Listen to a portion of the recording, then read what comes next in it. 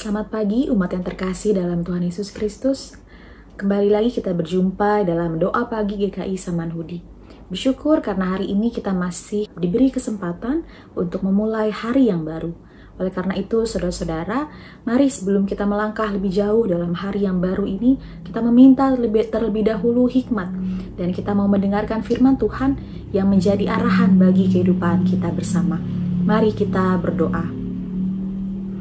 Ya Kristus, Juru Selamat kami bersyukur bahwa pada pagi hari ini kami masih diberikan kemampuan untuk mengucap syukur atas kebaikan Tuhan. Ya Tuhan, ya Kristus, Sang Juru Selamat kami, dalam memulai hari yang baru, kami memohon pimpinan Tuhan, agar kiranya hari kami dapat kami lalui bersama-sama dengan Tuhan, yang adalah Juru Selamat kami dan penuntun jalannya kehidupan kami. Agar setiap hal yang kami lakukan atau setiap proses yang kami jalani, kami tidak kesendirian, namun kami bersama-sama dengan Tuhan yang menemani kami. Saat ini juga kami akan mendengarkan firman-Mu. Biarlah hanya firman-Mu yang berbicara lewat hati dan pikiran kami, agar hidup kami boleh terus terarah hanya kepada Kristus. Dalam nama-Mu kami berdoa. Amin. Umat yang terkasih, pembacaan firman Tuhan pada hari ini diambil dari Mazmur pasal 36, ayat 5 sampai 10. Mazmur pasal 36 ayat 5 sampai 10 yang berbunyi demikian. Kejahatan dirancangnya di tempat tidurnya. Ia mengikuti jalan yang tidak baik, apa yang jahat tidak ditolaknya. Ya Tuhan, kasih-Mu sampai ke langit, kesetiaan-Mu sampai ke awan. Keadilan-Mu seperti gunung-gunung Allah yang tinggi. Hukum-Mu bagaikan samudra dalam yang dahsyat. Manusia dan hewan Kau selamatkan, ya Tuhan. Betapa berharganya kasih setia-Mu, ya Allah. Anak-anak manusia berlindung dalam naungan sayap-Mu. Mereka mengenyangkan dirinya dengan lemak di rumah-Mu. Engkau memberi mereka minum dari sungai kesenangan-Mu. Sebab padamu ada sumber hayat, di dalam terang-Mu kami melihat terang. Saudara-saudara, ada sebuah kisah dari seorang juragan ayam dan kondisi yang menyedihkan yang dialami pada saat itu. Jadi, seorang juragan ayam ini pada suatu hari mudik untuk berlibur dan pulang ke kampung halamannya. Nah, sepulangnya dari mudik, seorang juragan ayam ini mendapati kabar bahwa peternakan ayamnya terbakar karena korsleting listrik. Pemilik peternakan itu merasa sangat sedih karena ayam-ayamnya habis terbakar. Bahkan tidak hanya itu, ia pun mengalami kerugian yang amat besar karena peralatan, barang-barang, bahkan makanan-makanan yang sudah disiapkannya untuk bertahun-tahun sudah tidak bisa digunakan lagi, hangus terbakar. Namun ketika dengan sambil sedih dan sambil terus bergumul, ketika ia membersihkan kandang dan mengangkat ayam-ayam yang hangus terbakar, ia menemukan ada 2 anak ayam yang ternyata masih hidup. Entah bagaimana kisahnya atau entah bagaimana caranya saudara-saudara, tetapi 2 anak ayam ini ternyata masih hidup. Dan yang sangat mengejutkan, anak-anak ayam ini ternyata berada di bawah sayap induk ayam yang melindungi mereka. Meskipun pada akhirnya induknya ini juga akhirnya mati, tetapi anak-anaknya berhasil selamat dan tetap hidup di bawah sayap dari induk ayam tersebut. Juragan ayam ini tentu sangat terheran, tetapi daripada dia terheran dan berpikir dengan segala pikiran yang terbatas, terlebih lagi juragan ini lebih terhibur dan bersyukur melihat anak-anak ayamnya yang masih hidup. Melihat anak-anak ayam yang masih hidup itu seolah-olah memberinya harapan untuk bangkit dari keterpurukan. Saudara-saudara, kita adalah manusia ciptaan yang diberikan kebebasan dalam memilih. Ada orang, ada manusia yang memilih untuk hidup taat kepada firman Tuhan, tapi ada juga manusia yang memilih untuk menjauhi Tuhan. Ada manusia yang diberikan kebebasan untuk memilih setiap jalan kehidupannya. Ada yang memilih jalan kehidupannya dengan amat baik, sehingga setiap hari dia mencoba berproses dan berelasi dengan amat baik, tetapi ada juga yang terlebih suka menyakiti satu sama lain. Ada yang suka untuk menjatuhkan satu sama lain, karena menurutnya itu adalah cara untuk dia bangkit, untuk dia menang dari kompetisi manusia. Kita pun sama, saudara-saudara. Kita pun diberikan kebebasan dalam memilih. Dalam Mazmur yang kita baca pada pagi hari ini, nampaknya pasal 36 ini dibagi menjadi beberapa bagian. Ayat 1-5 itu digambarkan kondisi di mana orang-orang yang tidak taat kepada firman Tuhan, orang-orang yang terus berada dalam keberdosaan mereka, sehingga mereka akan terjauhi dari Allah itu sendiri. Tetapi ayat selanjutnya, ayat 6-10, ada pula orang yang berlindung dalam naungan sayap Tuhan. Keduanya sama-sama ciptaan Tuhan, dan kedua-duanya sama-sama memiliki kebebasan untuk memilih, untuk bertindak, dan untuk melakukan segala hal. Kedua-duanya sama-sama menerima tawaran kasih setia Tuhan, namun responsnya saja yang berbeda. Saudara-saudara yang terkasih, ketahuilah bahwa setiap hal yang kita lakukan pasti akan ada konsekuensinya. Konsekuensinya biasanya tergantung dari apa yang kita lakukan, bahkan dalam hal kecil sekalipun. Contohnya, ketika kita berada dalam suatu kegiatan dan kegiatan tersebut memiliki makanan yang prasmanan. Di situ kita memiliki kebebasan untuk mengambil sesemau kita.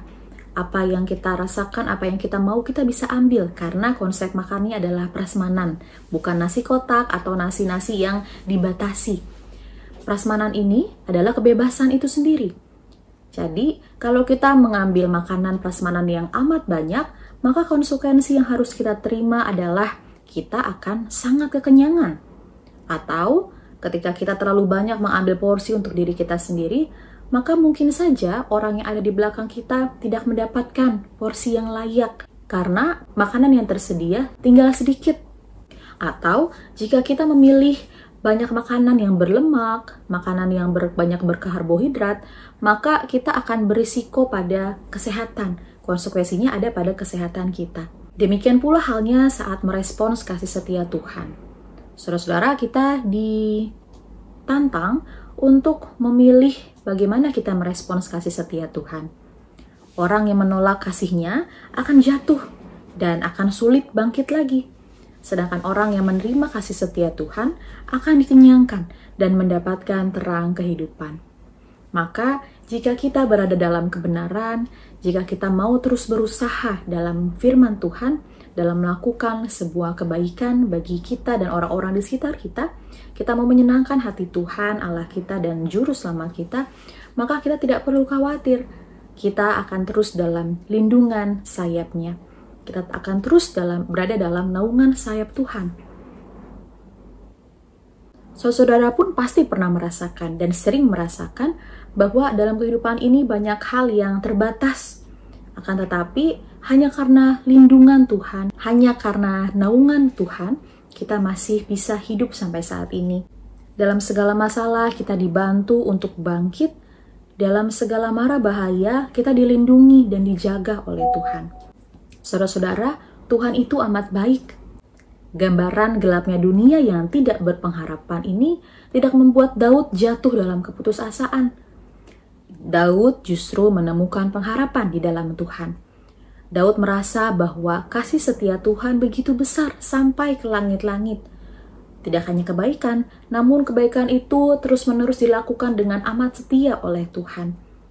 Kesetiaan Tuhan begitu besar sampai ke awan. Dan kesetiaan Tuhan akan terus dinyatakan dalam pemeliharaannya dan perlindungannya. Allah memberikan kepada umatnya jaminan yang pasti. Karena itu anak-anak manusia dapat berlindung di bawah naungan sayap-Nya, aman dan tentram bersamanya. Mari kita menyerahkan diri kita sepenuhnya kepada Tuhan. Karena kasih setia Tuhan, mari kita merespons dan mensyukuri.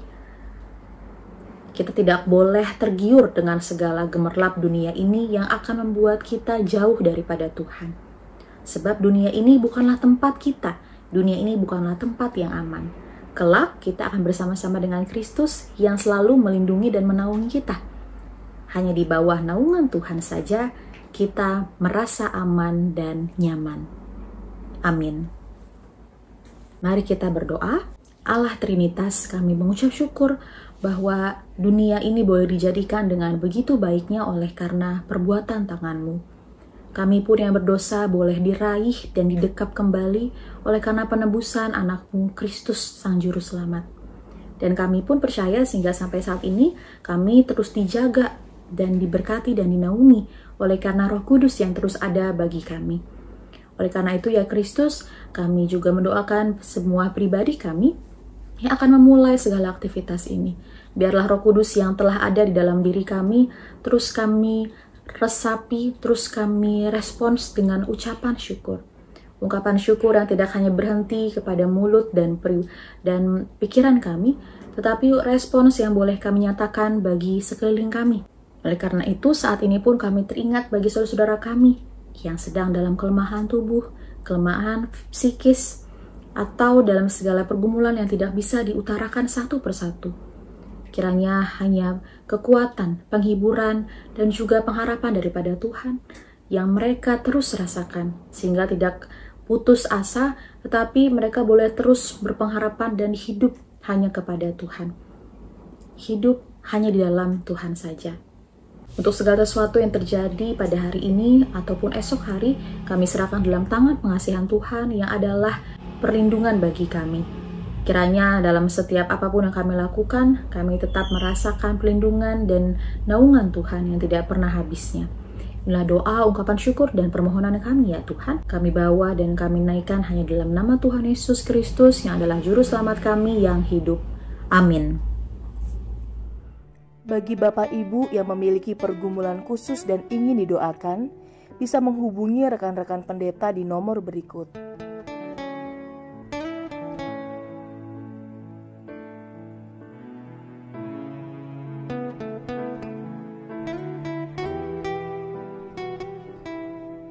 Tuhan Yesus memberkati.